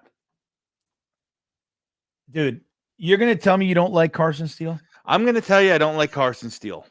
Ugh. I'm going to tell you I don't like Carson Steele. Tell me why. I just listen, he's just a guy. There's nothing he does that's special or spectacular. He just happens to play the position of running back. There's really his film. And listen, could it be the result of a UCLA team that wasn't very good? Yes, maybe. But there's just I don't think there's any one thing that he does well. There's some of these other guys. We talked about Dylan Laube, how he's got that extra, that extra receiving skill set. We talked about Isaiah Davis, who's can come in and step right in and be a plus in pass protection. We talked about Dylan Johnson, who's going to be a big back and get you those yards. There's not one thing that Carson Steele does, in my eyes, better than average. So, but he's average at everything, and that's the whole thing. He's rounded, and for a guy on the back end of your running back room, that's exactly what I like. It's the hair, right? Stud City. Hey man, I am prone. A lot of the guys I like, it's very much happenstance. Yeah. But a lot of the guys I like do tend to have flowing locks, long braids. I tend to like that shit. I don't know what it is. Carson Steele's the pick, isn't it? It looks like it might be. Yeah, good for you guys. Don't listen to Dom C, man. Hey, listen, you don't have to listen to me. You asked me my opinion. I gave you my opinion. Know a damn thing. Yeah. Cornelius Johnson. That's an interesting name there. He would be a steal at this point. Absolutely. I don't even know if he's still on the board. Cornelius Johnson. Mm-hmm. Let's see if he's still on the board. Did you add Carson Steele? He is. Cornelius Johnson is still. I did add Carson Steele, and Cornelius Johnson is still on the board. He would be a great pick here. I think he's a guy that's going to again. He was a victim of a very run-heavy offense at Michigan. I think he has the chance to probably be a better pro than he was in college. I like his physicality. I like his route running. Bigger guy, not like huge big, but not your slot specific guy. He's a guy that can play outside. Same thing with Marcus Rosemary, Jack Saint. Similar situation. Jack Saint's got, I think, a little bit more juice. More of a go guy. That deep threat on the outside. But he's another guy I like here. Interesting. All right, so how many more picks we got here? We got two. We got the last two of the draft, man. All right, so here let's look at the big board, if you wouldn't mind. Is that's where you are? Okay, let's take a look. What are we seeing here? We're seeing a lot of guys go off, man. Yeah, lots and lots of guys. Yeah. So here we go. We got just from the top here, guys, names that would interest me. Josh Proctor, if you want to bring in another safety. Bub Means. Yeah. Bub Means is an interesting guy. He's getting a lot of hype. I don't think he'll realistically, again, I don't think he'll be here at the 7th round. I think he's probably more of an early day 3 guy. Jalen Coker is an interesting guy. I'm going to pull up his profile because he played at Holy Cross and not a lot of people know about him. All right. But if you look at this guy, average build, he's a guy that I think we talked about going to be one of the, we talk about where's your next Puka Nacua? Who's the guy that's going to come out of nowhere and really make a mark in the NFL? Now, I'm not comparing Coker to Puka Nacua. Right. I get it. But this is the kind of player who's going to come in and, 8 months from now, everyone's going to be like, I can't believe the freaking Rams took this guy in the 6th round, Jalen Coker. We should have taken him, so on and so forth. I think he's got that kind of play in him. Again, small school kid, yards after the catch, all that stuff. I think he's really, really good. I don't know. They say his 40's slow here. I don't know what he tested out at. Let's see if he. Let me tell you, I'm going to say it out loud. And by the way, you heard it here first, everybody. Dom just compared Coker he's predicting Coker is going to be the next Puka Nacua. But I'm going to say this. Yeah. I could give 2 shits about the 40 time. It is merely fun to play with. I watch guys with slow 40 times on the field with the ball in their hands, blazing pay. He's a 4.54, and he's burning everybody down the sideline because it's game speed, man. I value, the game and what guys do on the field, and particularly in this respect with the ball in their hands way more than the 40 times. So like when we look at 40 times and shit, it's like, I don't know. It's, of course you look at it, it's fun to talk about, but I don't know, man. I see it just far too often. Guys with slow 40 times that just don't maybe test well. You put the ball in their hand, that's where they live. And they will, you're going to chase me. I got another gear for you. And that I value that significantly more. I love putting Jalen Coker up there. So I'm with you there. Braden's saying, hey, Braden wants to give you a little love. Saying, Dom, don't worry about it. They just wanted a running back. They didn't like. They love Carson Steele, Braden. I don't know what you're talking about. Dom's a little bit. He's not wrong. I agree with Dom that he's not exceptional in any position, but he's an all around guy. He catches the ball well. Watch him catch the ball. Yeah, soft hands. But I love soft hands. Here's my thing. And listen, these are 6th and 7th round picks. They're dart throws. But don't you want to bank on a trait? Like we took the tight end Kuntz last year, right? Yeah, Kuntz couldn't, Kuntz has stones for hands, right? But he's got something. He tested out athletically higher than any tight end could have. So there's something. If you can I understand. That's value. my thing. All right. Here's what I like to bet on right here. Okay. Mm-hmm. I totally understand. I have a difference of opinion. I understand the valuing of athleticism here. I get it. I value at this point, I look for the guys with bloody knuckles who play through pain. I want football players here. That's what I want. I want the X factors. That's what I like to look for in this range. I don't like the analytic piece in this portion of the draft. For me, it's not that I don't value it. I do, but I would, if you put up a guy like a Kuntz, perfect 10 RAS score, can't catch shit. His big claim to fame up to this point in his career, when he caught a touchdown in preseason, Aaron Rodgers said, "Oh, look at you. You run the wrong route and still get the glory." And I like that. It's like, dude, that just because you caught the pass, everybody's like, "Oh," all the fans cheer. Aaron Rodgers looked at it and go, "Hey, asshole, you ran the fucking wrong route. And I wouldn't have thrown you the ball." You know what I mean? Yeah. Because that's football to me. You know what I mean? Like, so I would prefer a Carson Steele who does everything well. Just he's all around. He does everything average than a guy who, like Izzy, for example, and I'm not shitting on him. I'm just saying blazing home run speed. Can't block, can't catch, he can't seem to get onto the field. We can't use the speed. You know what I mean? So I like a guy who goes, "What do you need, coach? You need a tight end? Sure, I'll play tight. What do you need, running? Who's out? Yeah, I'll go in." And he can do that enough because he's a football player. It's like with me. I played offensive line. If I could play running back, who did? Quarterback's down, give me the ball. I'm not going to be good at it, but I'll be good enough. I'll get it to the running back, damn it. You know what I mean? That kind of a thing. So I just prefer that. You know what I mean? Yeah, that's the difference. So Braden, go to hell. Listen, here on the board, I think the best value is probably some of these receivers. Like I said, you can make an argument here for Bub Means. You can make an argument for Jordan Whittington, who's more of a big slot, but a reliable target. Jalen Coker still on the board. You can really throw a dart here with guys like DeCorian Clark, who's has had a checkered injury past, but he's the mold physically of you'll love him. He's like a dollar store Denzel Mims, man. Height, speed, height, weight, speed kind of player. Just hasn't really been on the field all that much. That's the thing. You got some offensive linemen that I like. If you still wanted to lean that way, obviously Kingsley Agaquin, we know the center. He's going to be a good developmental piece. I happen to personally like Ethan Driscoll from Marshall a little bit.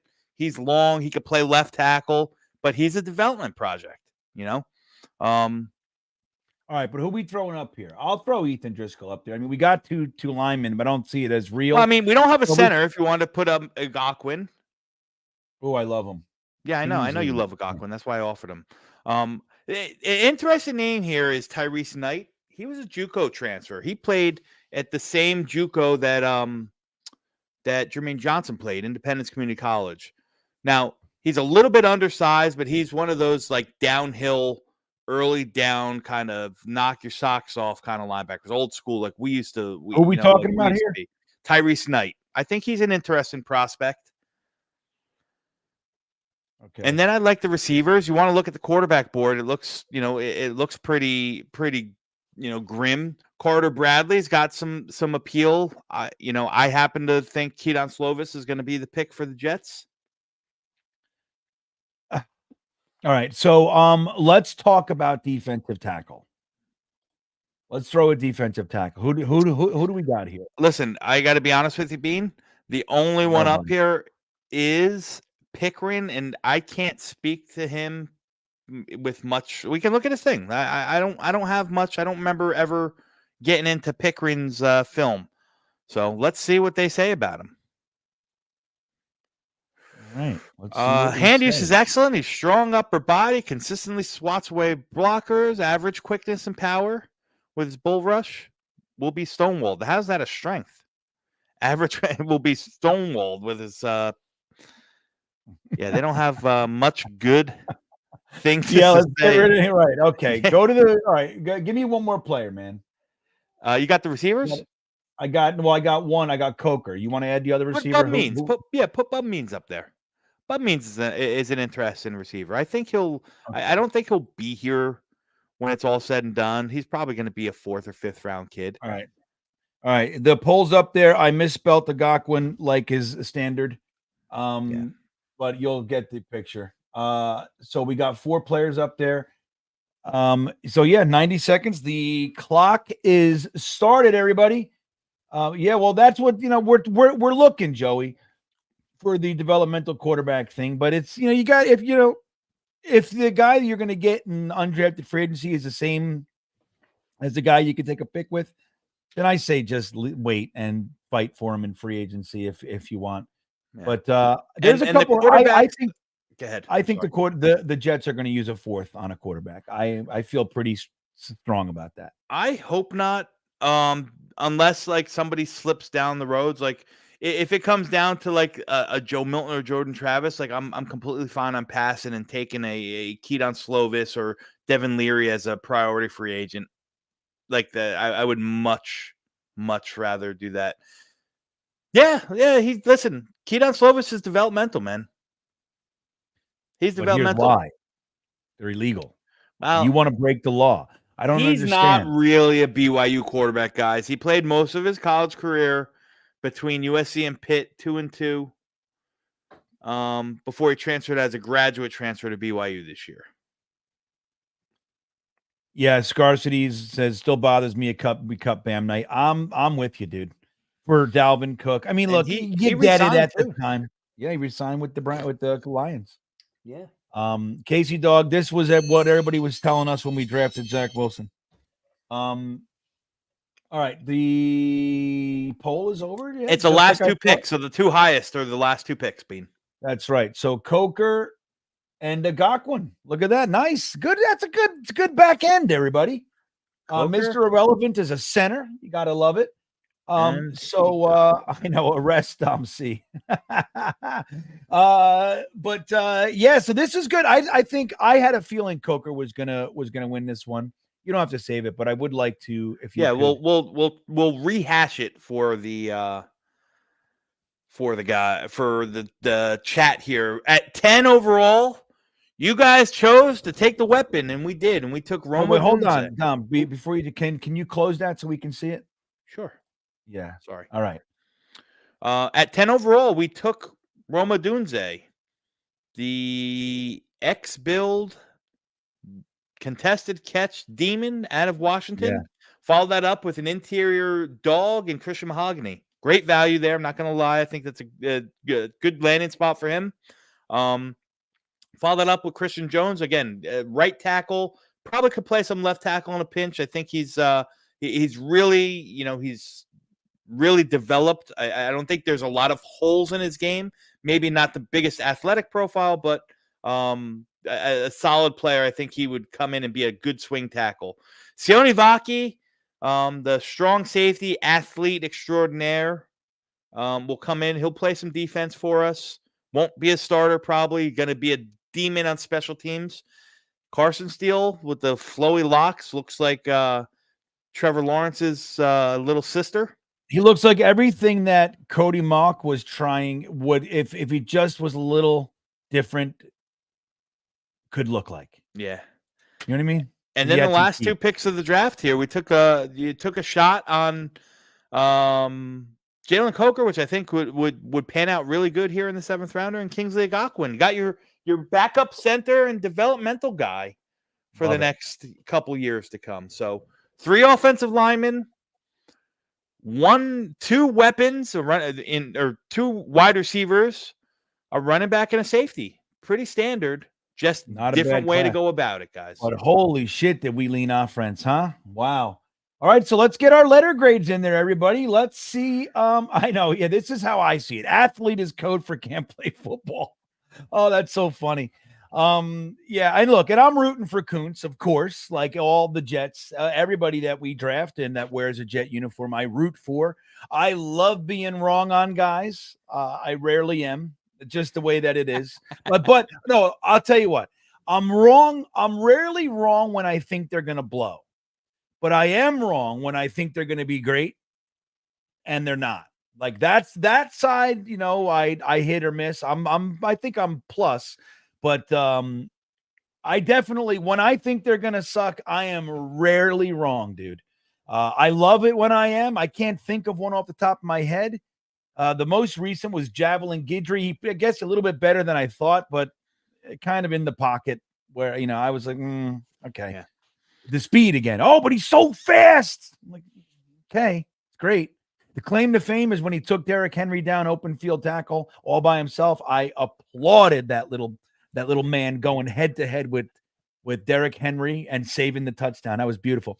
All right, let's get to some. Before you do that, I think this is a great comment by Aaron Daniels. He graded it a C, said, but I love this draft because it showed why we shouldn't take a wide receiver at 10. Not that I'm disagreeing with Rome Odunze, but I love that rationale behind it. And you're exactly right. Right. It's a great point. Now, it's not to say that the draft will definitely fall this way, but it's a good look. It's a good look at it. And that's kind of the thing. That's one of the reasons I love doing this so much, because it shows us, like, look, we did what a lot of people want, which is take the weapon. Oh, you can't pass on Odunze. Fine, I agree with that. When you do, even the people that wanted him up front, now you look at the rest of the draft, and it's a little different. It's a little different. Not that we didn't get good players, because we did, but it's a little different feel to it, isn't it? Yeah. So Youthphoria checking in. What's up, buddy? He says solid B. Braden with a quiet C.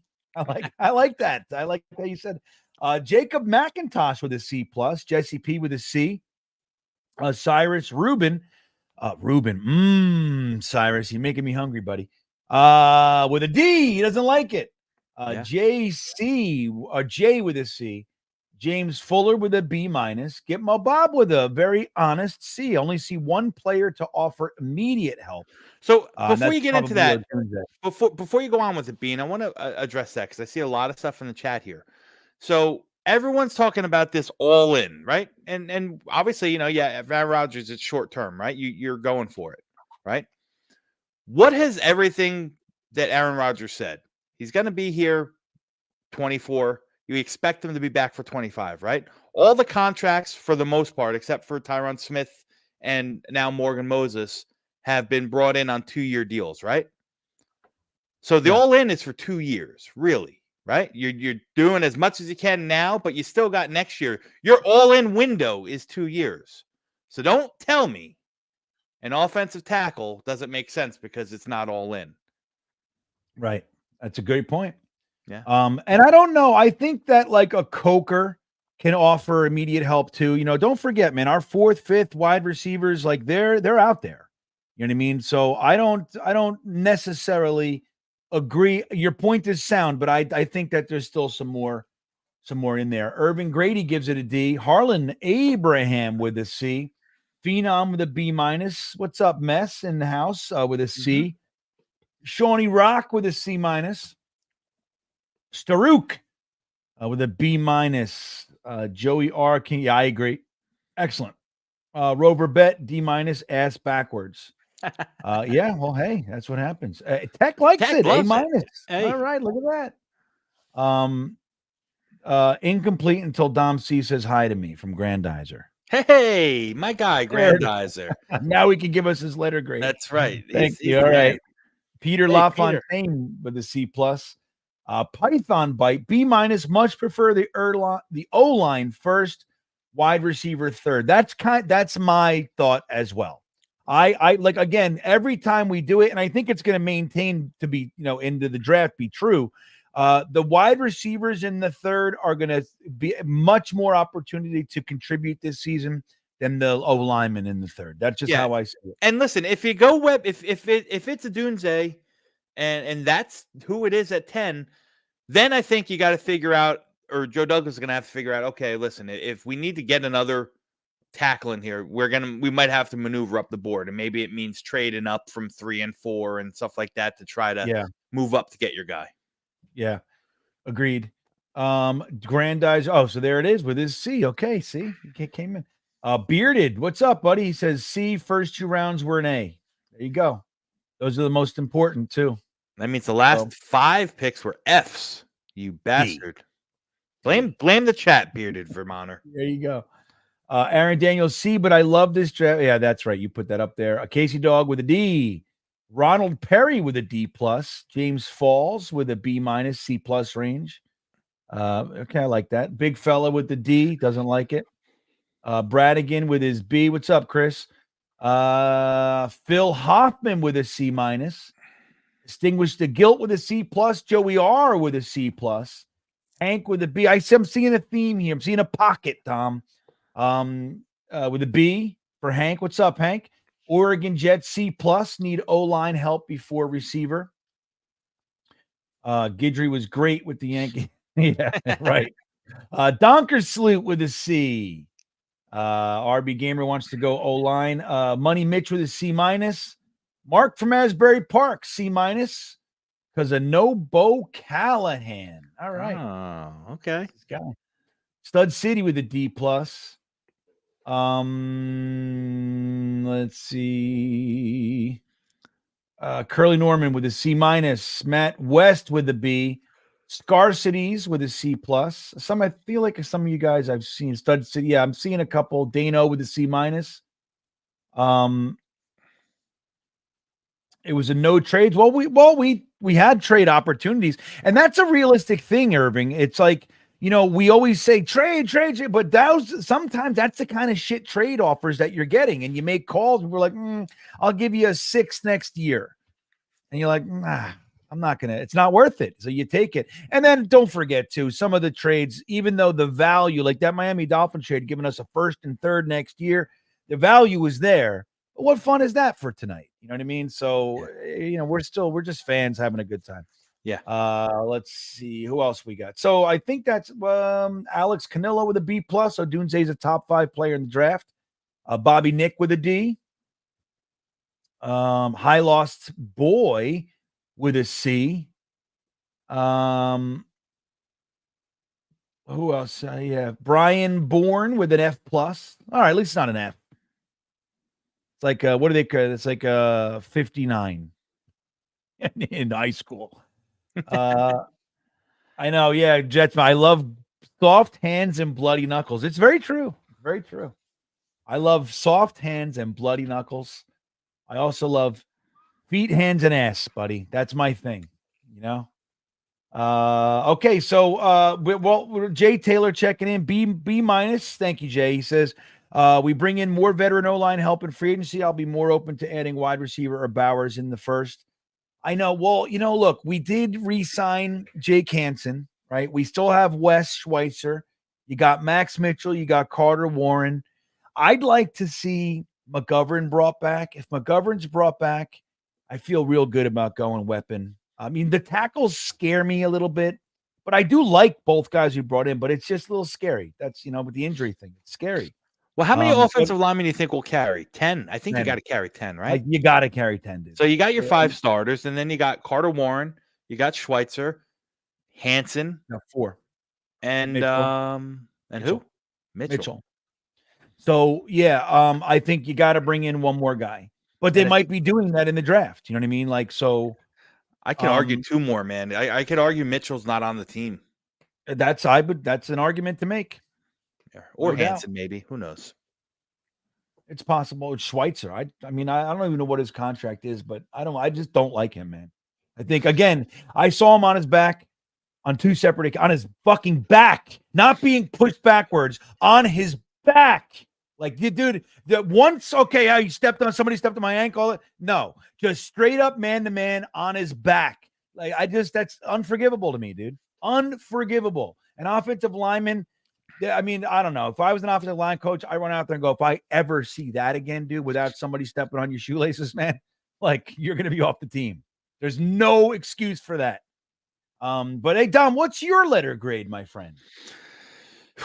So I like a bunch of these players individually, but for some reason the sum of the parts really doesn't do it for me. Like, again, and maybe I'm a little bit biased because I'm O-line in round one kind of guy.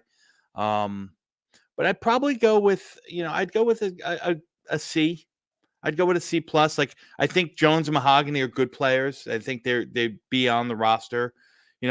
Vaki is an interesting guy. He's, definitely athletic, definitely developmental. I don't know. I think he can develop into a starting strong safety, probably take over for Chuck Clark in the next couple of years. And then the other guys are all dart throws. So I'm going to say C. C for Dom C. I think that's appropriate. Here's what I'll say. I'm slightly higher. I could go B with this, but I'm going to say B minus. I like every single player on the board. I like how you put that. It's like, but the sum, the collection doesn't excite you. I don't know. It's weird. I don't know. I'm going to, you know what? I'll say B.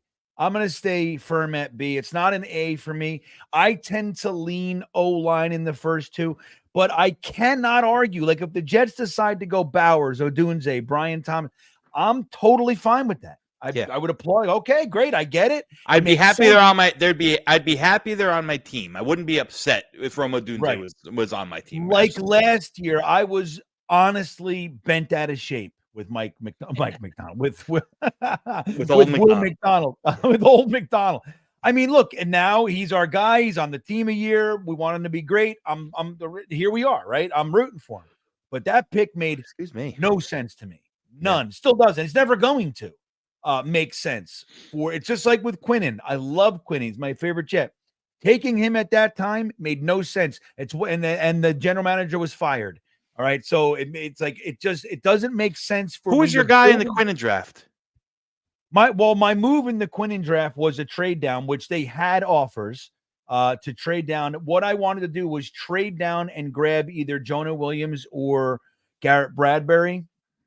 But I was if we were going to stay there, the pick was Josh Allen, the edge rusher at that point. Yeah, that's what our team needed. And we had Leo and we just used a top 6 pick on Leo 3 years prior. So he was coming into his prime and it just made no sense. Like and that was McCagnon. It's what he did. It made no sense. Like, that's why, like, when you get the Joe Douglas criticizers that are harsh on him, I understand because it hasn't worked, right? And you look at the record and all those kinds of things. But when you look at the logic behind how he's trying to be, it makes perfect sense.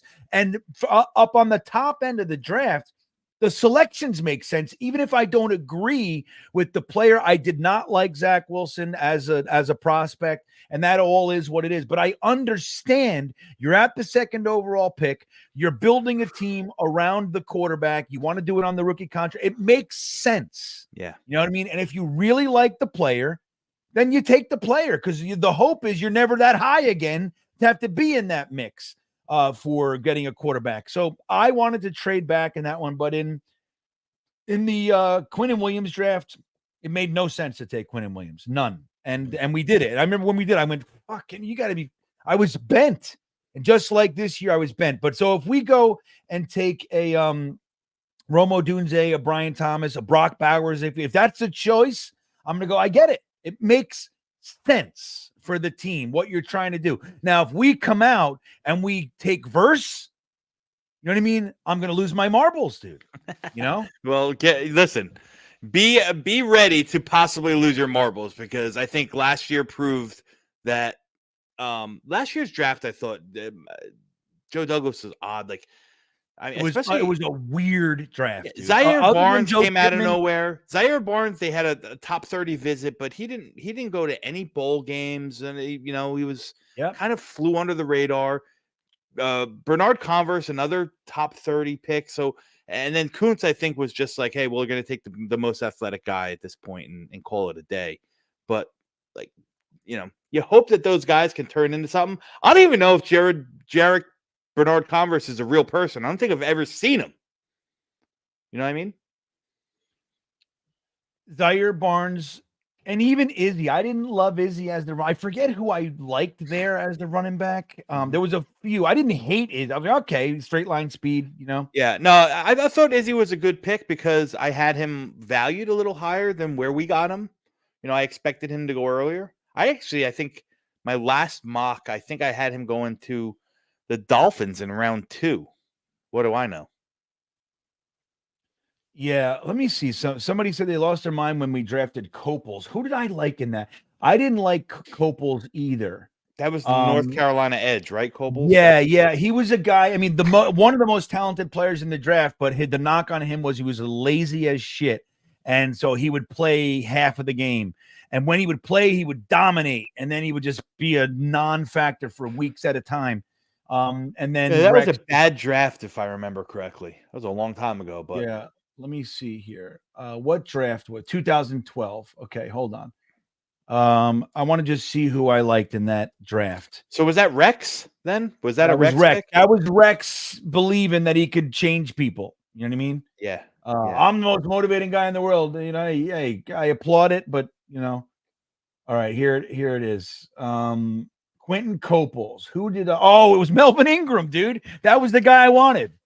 I was like, why? Or Chandler Jones. One of those two guys. I was like, you fucking, what is this? You know what I mean? How long was Copels in the league? Not long, huh? 4 years, 5, maybe.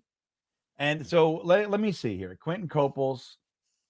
How many? Let me just see here. He played. He played for the Jet. He played 4 years in the league. 2003 years with the Jets, 1 with the Dolphins, 1 with the Rams, and see you later. That's it. And now he's lazy on his couch where he belongs. Yeah. And sucks because he was incredibly talented. Long arms, fast, strong as an ox. Just didn't care. Yeah. Didn't care. So anyway, there it is, guys. There's our mock for this evening. Now, I want to tell you, Dom, I didn't tell you. I made this a podcast. So I am now releasing the Monday Night Mock in audio format. So if you're all done with Jets content, or you want to you weren't able to finish, or whatever it might be, you can now listen in your car on the ride to work or from, and you can check back in and listen to the mock. It just because I had a few requests. I don't get to see it. Can you, whatever. That's cool. I put it out there in audio for you. So congratulations. Now let's do our contest. Let me see how many names I got. 1, 2, 3, 4, 5, 6, 7, 8, 9, 10, 11, 12, 13, 14, 15, 16, 17, 18, 19, 20, 1, 2, 3, 4, 5, 6, 7, 8, 9, 30, 1, 2, 3. We got 33 new subs for Dom C. This is for the GreenBean t-shirt, everybody. So let me get and I would imagine there are always some folks that just don't want the hubbub, Dom. They just say, I just sub, so I don't need a shirt. There's those guys. So wait, let me do this. So I'm going to share my screen with everybody. Here we go. So random number, what did I say, 33? 33. Did. Here we go. Number 30. Okay. Who's that? That is Douglas. Nope. Sorry. Mark from Asbury Park. It actually is. Yeah. Sorry, Douglas. I didn't mean that. So Mark from Asbury Park, you win a GreenBean t-shirt. Is he still here? Let me see. Mark, he is here. You win. Now, Mark, you know my number. Text me your address. So, and what shirt? So you can see the store is right underneath. There should be a shelf there. You can open the store that way, or you can go to GreenBean Jetsfan.com, whatever the fuck it is. It's all in the chat, but or in the description. But send me your address, the style shirt you want, the color, and the size, and I'll send it out to you this week. Okay? I know. How dare you not be subscribed to Dom C? But it's okay. It happens, okay. Dana. We can't be mad at everybody. Good night, losers. See that? Come on. Be nice. Be nicer. Fucking Dane.